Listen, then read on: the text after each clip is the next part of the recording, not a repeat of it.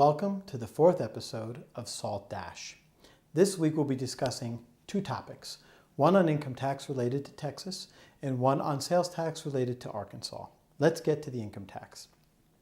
This is a Texas court case. The taxpayer is an auto dealership.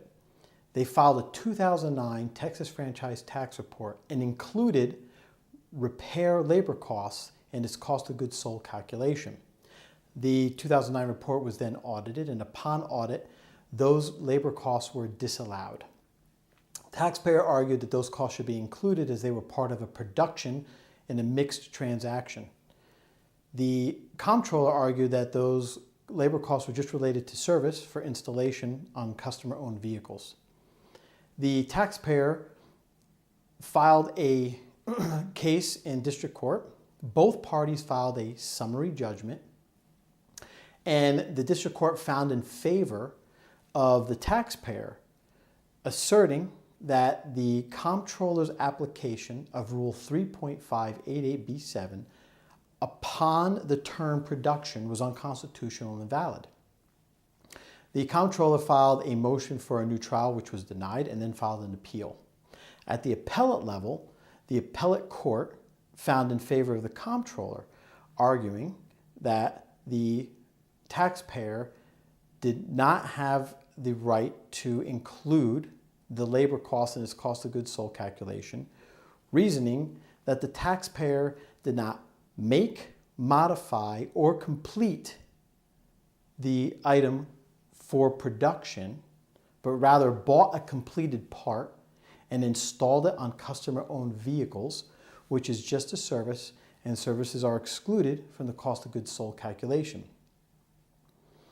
The takeaway from this is that whenever you're going to include services or attempt to include services in your cost of goods sold calculation, it should be analyzed thoroughly and maybe another set of eyes review it, because those services should be only applied where the item is being produced and resold as a product in a general format.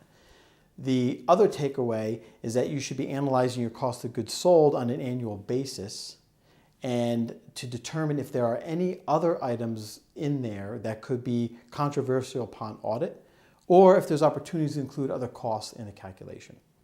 Let's move on to sales tax in Arkansas. This is a continuation from last week's episode where we discussed how Arkansas House introduced a bill that was passed that requires remote sellers, or would require remote sellers, to inform Arkansas residents on purchases from that remote seller that use taxes due, and also require remote sellers to file an annual report for all sales made to Arkansas residents.